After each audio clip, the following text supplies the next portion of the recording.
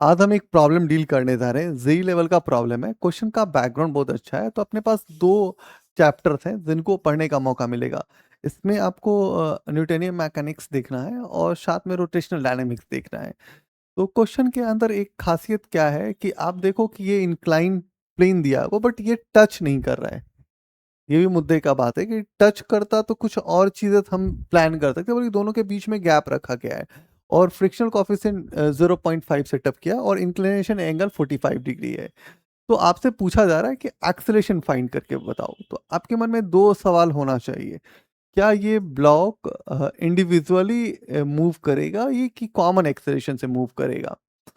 तो इसके लिए सबसे पहले करना पड़ेगा क्या कि आपका इसको इंडिविजुअली एक्सेलरेशन फाइंड करना पड़ेगा और कंपेयर करना पड़ेगा। यदि ब्लॉक का एक्सेलरेशन सिलेंडर से कम है तो इसका मतलब कि ये जो है कॉमन एक्सेलरेशन से मूव करेगा। तो पहले उस जेन्युइन इक्वेशन पे जाना चाहिए, फिर जा करके आप इसका फ्री बॉडी डायग्राम और इसका जो फिर टॉर्क कंडीशन को राइट डाउन करेंगे, तब ये सवाल आपका हैंडल हो जाएगा। तो देखो हम जनरलाइज करते हैं, थोड़ा आपको मैकेनिक्स का भी फील दिखेगा और रोटेशन डायनामिक्स मिलेगा। तो 2 चैप्टर्स को कंबाइन करके एक सिंगल प्रॉब्लम भी आप जिस समय एग्जाम देने जाएं और इसको ही बना करके जाएं, तो आपका मैकेनिक्स का जो प्लेन वाला प्रॉब्लम्स होता है उसमें आप बहुत अच्छा कर पाइएगा। तो देखो कैसे हैंडल करते हैं। तो हम यहाँ से यदि एक्सेलरेशन लिखेंगे तो एक्सेलरेशन इक्वल टू हो जाएगा जी sign 45 degree minus mu G cos 45 degree. हम लिखेंगे ए, जी का मतलब हो गया आपका, जी रहने दीजिए, साइन 45 डिग्री का मतलब 1/√2, म्यू का मतलब 0.5 इंटू जी और यहाँ पे हो जाएगा 1/√2। इसको उड़ा दीजिए और ये 10 हो जाएगा, ठीक है। तो एक्सेलरेशन इक्वल टू आप लिखोगे जी, यहाँ पे लिखोगे √2 माइनस जी और यहाँ लिखोगे 2√2। एक्सेलरेशन इक्वल टू क्या हो जाएगा आपका, √2 एलसीएम हो गया। तो यहाँ पे 2z बचेगा और यहाँ पे -z बचेगा। तो एक्सेलरेशन हो जाएगा z और यहाँ हो जाएगा 2√2। तो ये तुम्हारा हो गया ब्लॉक का एक्सेलरेशन। अब आप सिलेंडर का एक्सेलरेशन के लिए जो नॉर्मल फार्मूला जानते हैं वो क्या जानते हैं, z sine theta plus 1 plus I divide में क्या होता है, mr²। तो आप एक्सेलरेशन सिलेंडर लिखोगे तो आपका हो जाएगा z और साइन 45 डिग्री का मतलब 1/√2, 1 प्लस आई हो जाएगा mr²/2 डिवाइड में फिर क्या हो जाएगा, mr² हो जाएगा। तो आप एक्सेलरेशन सिलेंडर निकालोगे तो ये हो जाएगा z, यहाँ √2 और ये 1 प्लस ये कैंसिल हो जाएगा तो ये 1/2 बचेगा, ठीक है ना। तो एक्सेलरेशन सिलेंडर कितना हो जाएगा, z यहाँ पे √2, ठीक है, और यहाँ पे बचेगा 3/2। इसको लिखेंगे तो z √2 लिखेंगे, ऊपर में 2 जाएगा और नीचे 3 आ जाएगा। तो इसको थोड़ा और जनरलाइज करें तो ये हो जाएगा √2 इंटू √2, तो √2 z/3। अब आप क्लियरली जान गए हैं कि एक्सेलरेशन जो है सिलेंडर का वो कम है किसके, ब्लॉक से, सॉरी, आपका जो ब्लॉक का एक्सेलरेशन है वो कम है सिलेंडर से। इस कंडीशन से आपको पता चल गया है कि ये जो चीजें हैं वो साथ में मूव करेगा। तो आप बोलोगे कि ठीक है, अब आप कैसे ब्रेक डाउन करोगे, क्योंकि आपको इसको लिखना पड़ेगा इक्वेशन वाइज। तो ठीक है, हम इक्वेशन उठाते हैं, ठीक है। तो अभी क्या है कि हम एक इंक्लाइन प्लेन बनाते हैं और यहाँ पे एक ब्लॉक को रखते हैं। एक तो उसके कांटेक्ट में है तो आपके हिसाब से नॉर्मल फोर्स जो N1 लगेगा वो ऊपर की तरफ लगेगा, mg नीचे की तरफ लगेगा। तो इसके कंपोनेंट ब्रेक करोगे तो ये हो जाएगा mg cos 45 डिग्री और इस डायरेक्शन में आप ब्रेक डाउन करोगे तो ये हो जाएगा एम जी साइन 45 डिग्री। दूसरा कि वो कांटेक्ट में है, तो कांटेक्ट में है तो वो नॉर्मल फोर्स यदि आप देखो तो कांटेक्ट का नॉर्मल फोर्स इधर इस डायरेक्शन में लगेगा। साथ में है कि इस पे घर्षण आएगा, तो घर्षण के कारण के कारण फ्रिक्शनल फोर्स जो लगेगा वो म्यू एन नीचे की तरफ लगेगा। ठीक है। अब आप इस चीज में दो बातें कर सकते हैं कि सर फ्रिक्शन भी लगेगा क्योंकि ये नीचे की तरफ जा रहा है, तो फ्रिक्शन लगेगा और फ्रिक्शन हो जाएगा म्यू और एन वन। तो आप सबसे पहले बात करेंगे हॉरिजेंटल फोर्स की बात करेंगे। तो हॉरिजेंटल फोर्स क्या क्या लग रहा है, एम जी साइन 45 डिग्री का मतलब 1/√2। ठीक है। Plus N minus mu N one equal to M A. इसको फर्स्ट इक्वेशन लेते हैं। वाई डायरेक्शन में फोर्स का स्टडी करते हैं। तो आपको पता है कि इस तरह से आपको स्टडी करना पड़ेगा, एक्स डायरेक्शन और वाई डायरेक्शन पे स्टडी करना पड़ेगा। ठीक है। तो वाई डायरेक्शन में एक बात है कि एक्सलेरेशन तो नहीं है, जीरो है। तो वाई डायरेक्शन में देखो क्या क्या हो रहा है। एन वन लग रहा है ऊपर की तरफ, और कुछ लग रहा है वाई में ऊपर, ऊपर नहीं लग रहा, नीचे लग रहा है। तो minus mu N minus M G cos 45 degree का मतलब 1/√2। और ये तो मैं बताया कि ये जीरो हो जाएगा। इससे आप बहुत स्मार्टली एन वन को लिखेंगे और वो हो जाएगा mu N plus M G by √2। तो थोड़ा स्पष्ट लिखना पड़ेगा क्योंकि आप जब भी कॉपी में एग्जाम देते हैं तो थोड़ा साफ साफ लिखने की कोशिश कीजिए। इससे आपके घबराने का, आपके इक्वेशन का जो कहीं पे एरर हो जाता है उसको आप रिफाइन कर पाएंगे। तो आप जितना पेन को दबा के लिखेंगे उतना काम करेगा, ये मेरा एक बात आप ध्यान से रखिएगा। ठीक है। चलो अब तो हम सिलेंडर पे आते हैं।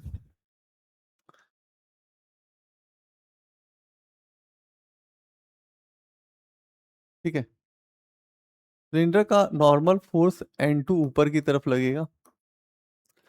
सिलेंडर नीचे स्लाइड कर रहा है, क्लियरली है ना, तो फ्रिक्शन फोर्स जो होगा वो इस डायरेक्शन में हो जाएगा।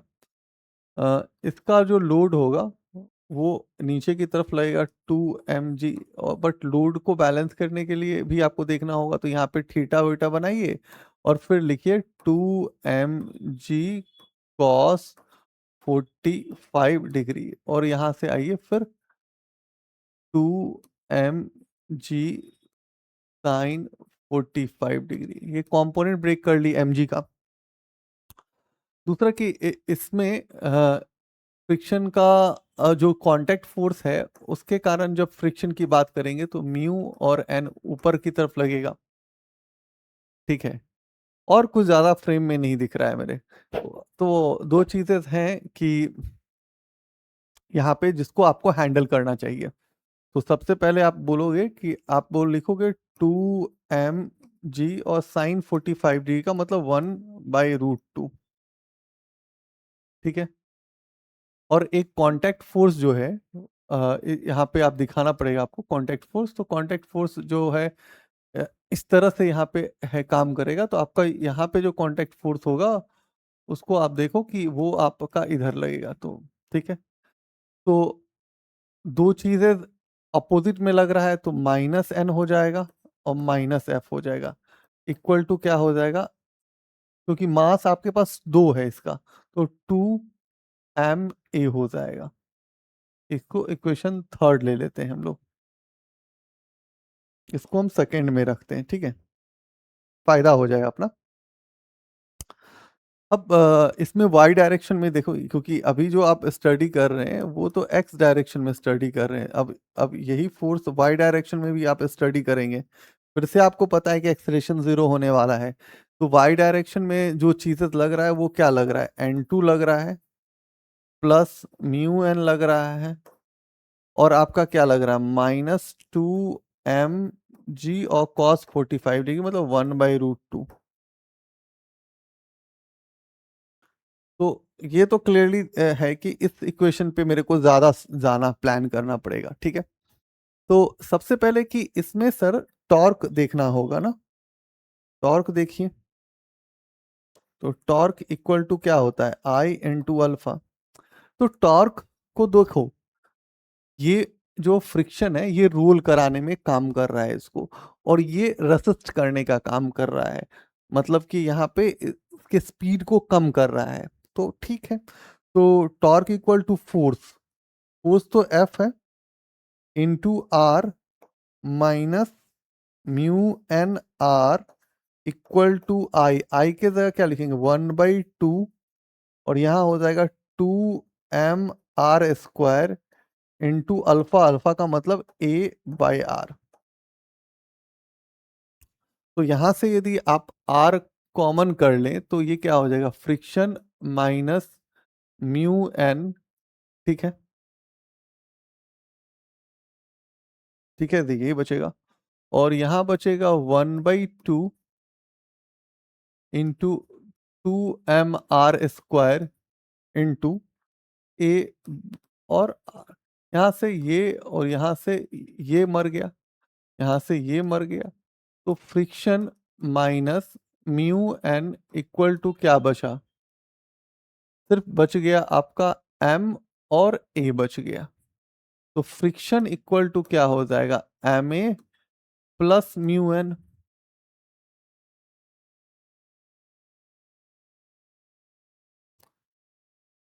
ठीक है, आपको तो एक्सलेशन चाहिए, तो आप बोलोगे ठीक है इतना चीज तो आप निकाल लिए सर, अब इक्वेशन 1 पे थोड़ा फ्रेम कीजिए।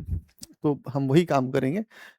हम सबसे पहले लिखेंगे क्या कि mg/√2 माइनस, अच्छे, प्लस एन है तो plus N minus mu N one. ठीक, तो plus N minus mu N one equal to M A. एक बार मिला लेना चाहिए। ठीक है, ठीक है, चलो।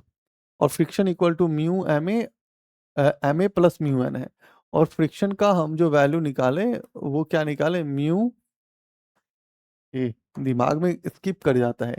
अ, चलो कोई नहीं, mu N plus M A. तीसरा जरूरत पड़ेगा मुझे एन का वैल्यू निकाले हैं, तीसरा क्या पड़ेगा मुझे, एन का वैल्यू। तो म्यू एन mg/√2। तो एन वन का value mu N mg/√2, mu N plus mg/√2। हमारे पास ये तीन चीजें हैं जिस पे हमको काम करना चाहिए। ठीक है, हमने सही लिखा है ये देखना होता है। ठीक है, अब आप आइए जरा सा, तो इस स्टेप में थोड़ा जाते हैं। तो हम लिखेंगे mg/√2 plus N minus mu, और यहाँ पे क्या लिखेंगे, mu N plus mg/√2 equal to M A. करना आपको खुद चाहिए था, बट ठीक है हम थोड़ा हेल्प करते हैं, इक्वेशन ब्रेक भी करना सीखना चाहिए। mg/√2 plus N minus mu N minus mu mg/√2 equal to M A. ठीक है, तो एक जगह स्टेप लेके जाना चाहिए अपने को, तो mg/√2 minus mu mg/√2 plus N minus mu N equal to M A. थोड़ा हम शांत होकर के बता रहे हैं क्योंकि इक्वेशन थोड़ा टिपिकल होता है लिखना, मैथ होता तो फटाफट कैलकुलेशन करके चले जाते हैं हम। तो यहाँ से देखो कि आपका क्या कॉमन हो रहा है, तो एक तो सर mg कॉमन हो रहा है, और √2 कॉमन हो रहा है, तो इसको निकालोगे तो बचेगा क्या, बचेगा यहाँ पे 1 और यहाँ बचेगा माइनस म्यू। इस दोनों में देखो कि क्या कॉमन हो रहा है, एन कॉमन हो रहा है, ठीक है, और क्या बच रहा है, 1 - म्यू स्क्वायर बच रहा है, इक्वल टू एम ए। ठीक है, तो फिर से लिखोगे mg/√2 1 - म्यू प्लस प्लस। अब देखो कि कहीं पे से तुमको एन दिख रहा है क्या निकालने का तरीका, कहीं एन आपको दिख रहा है कि जहां से आप एन कैलकुलेट कर पाए हो, तो बोलोगे कि हाँ यहां से हो सकता है सर काम अपना। ठीक है, मैंने ये स्पेस भी इसी के लिए रखा था कि यहां से हो सकता है। तो देखो कैसे लिखेंगे, 2mg × 1/√2 माइनस माइनस एन, और एफ का वैल्यू कितना है, तो F A F M A - mu N equal to कितना है, 2 ma। ठीक है, तो कैलकुलेशन थोड़ा बड़ा है बाबा, तो आपको बोर तो लगेगा थोड़ा सा। तो यहाँ पे इसको फिर से √2 × √2 लिखेंगे, तो ये क्या हो जाएगा, √2 mg हो जाएगा।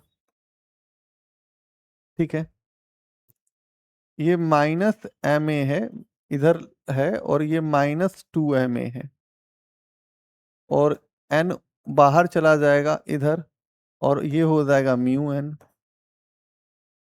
तो ये हो जाएगा √2 mg, और ये हो जाएगा 3ma equal to n common हो जाएगा तो 1 + म्यू हो जाएगा। इससे यदि हम n निकाले तो ये हो जाएगा, इस दोनों में क्या हो जाएगा, एक तो m कॉमन हो जाएगा, तो यहाँ पे बचेगा क्या, √2, और g बचेगा, -3a बचेगा, और यहाँ बचेगा क्या, 1 + म्यू। तो यहाँ से तो n निकाल लिए, क्लियर है। अब ये n का वैल्यू जो mg ये वाला आया है, इसको हम आगे के स्टेप में डालेंगे, तो मेरे पास लिखना पड़ेगा n इक्वल टू कितना आया है, तो n इक्वल टू आया है m√2g, m है √2g है, -3a है, और बटा 1 + म्यू है। ठीक है, चले। अब यहाँ पे देखिए कि ये जो n का वैल्यू है यहाँ पे डेबिट कीजिए, m लिखिएगा, √2g लिखिएगा, -3a लिखिएगा, और यहाँ पे 1 + म्यू लिखिएगा, और इसको क्या लिखिएगा, 1 + म्यू लिखिएगा, और यहाँ पे लिखिएगा 1 - म्यू इक्वल टू ma। यहाँ से 1 + म्यू 1 + म्यू कट गया। ठीक है, तो ध्यान देना है, मिक्स नहीं होता है आपका, तो थोड़ा ध्यान यहाँ से दीजिएगा, थोड़ा ऐसे करके हम घेर ले रहे हैं। ठीक है, तो आपको लगेगा कि m वाला जो टर्म है उसको कैंसिल कर दिया जाए, क्योंकि m इसमें कॉमन है, तो उसको कैंसिल करके अभी आप क्या लिखोगे, z लिखोगे, √2 लिखोगे, 1 - म्यू लिखोगे, प्लस यहाँ पे क्या लिखोगे, √2z -3a, और यहाँ पे लिखोगे 1 - म्यू इक्वल टू ma। ठीक है, इतना सा काम करोगे आप। इसमें देखो कि ये टर्म कॉमन है, तो 1 - म्यू को यदि आप कॉमन कर लेते हो, तो इसको क्या लिख सकते हो, z, और यहाँ पे लिख सकते हो √2।